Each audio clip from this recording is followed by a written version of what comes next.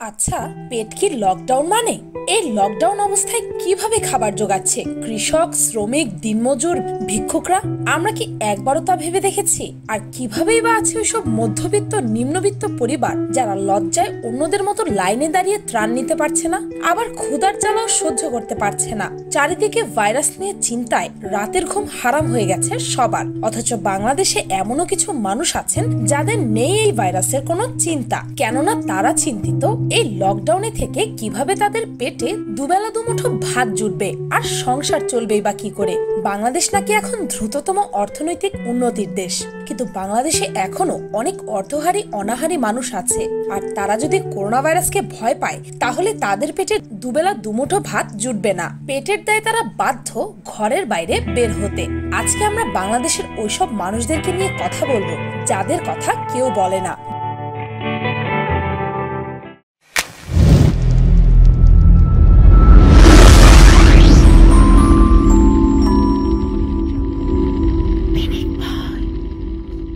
গোটা পৃথিবী যখন করোনা ভাইরাসে ধুবড়ে পড়েছে, প্রতিদিন মারা যাচ্ছে হাজার হাজার মানুষ, তাই প্রতিটি দেশেই জারি করা হয়েছে বাধ্যতামূলক লকডাউন ব্যবস্থা। কিন্তু এই লকডাউনের মধ্যে তাদের কি হবে?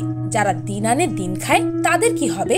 যাদের ঘরে এক সপ্তাহের খাবারেরও মজুত নেই। করোনা ভাইরাস মোকাবেলায় সরকার সারা দেশে লকডাউন ঘোষণা করার পর থেকেই খেটে খাওয়া মানুষের আয় রোজগার বন্ধ থাকায় অবর্ণনীয় কষ্টের মাঝে দিন কাটাচ্ছে তাদের পরিবার। করোনায় বিস্তার রোধে সরকার ঘোষিত ঘরে থাকুন, নিরাপদে থাকুন কর্মসূচির কারণে স্বল্প আয়ের মানুষ কর্মহীন হয়ে পড়েছে, যার ফলে দিনমজুর, নিম্ন আয়ের মানুষ, এমনকি মধ্যবিত্ত পরিবারেও চলছে সংকটাপন্ন অবস্থা, কেননা তাদের ফুরিয়ে এসেছে তাদের খাবার। করোনার প্রভাবে বাংলাদেশের তৈরি পোশাক খাতে এখনো পর্যন্ত প্রায় ৩০০ কোটি মার্কিন ডলারের ক্রয়াদেশ বাতিল হয়েছে।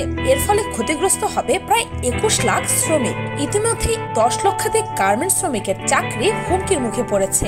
বাংলাদেশের পোশাক প্রস্তুত ও রপ্তানিকারকদের সংগঠন বিজিএমআইএ এই সম্পর্কিত বিস্তারিত তথ্য প্রকাশ করেছে। সংগঠনটি জানায়, করোনা ভাইরাসের প্রভাবে ইউরোপ আমেরিকায় বিক্রয় কেন্দ্র বন্ধ থাকায় একের পর এক ফরমায়েশ বাতিল বা স্থগিত করেছে বিদেশি ক্রেতারা। এ পর্যন্ত ১০৪৮টি কারখানা থেকে বাতিল হয়েছে ক্রয়াদেশ, যেখানে পোশাকের পরিমাণ প্রায় ৯১ কোটি পিস।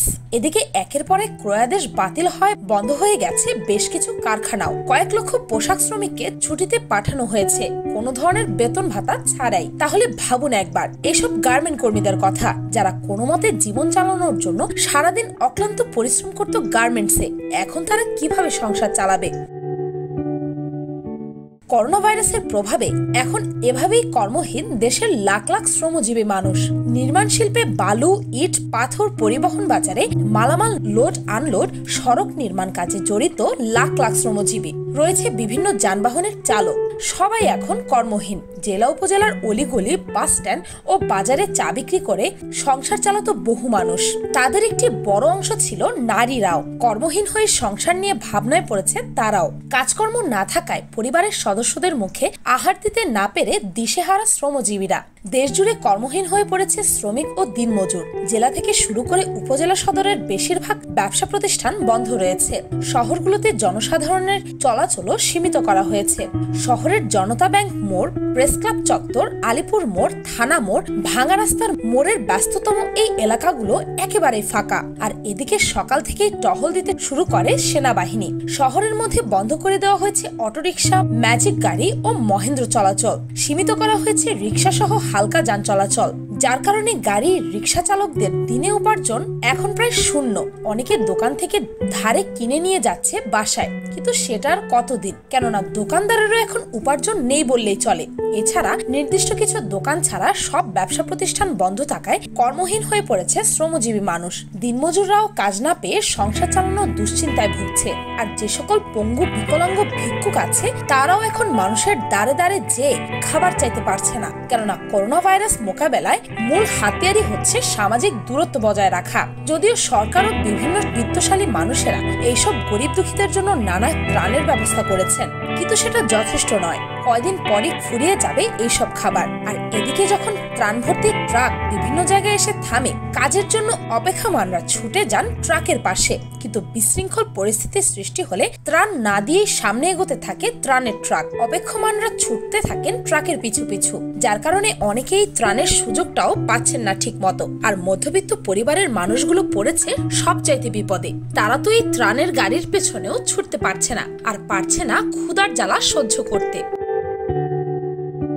বাংলাদেশে উচ্চবিত্ত ধনী মানুষেরা হয়তো কখনোই বুঝবে না এসব দিনমজুর, কৃষক, মধ্যবিত্ত ও নিম্ন আয়ের মানুষদের কষ্ট।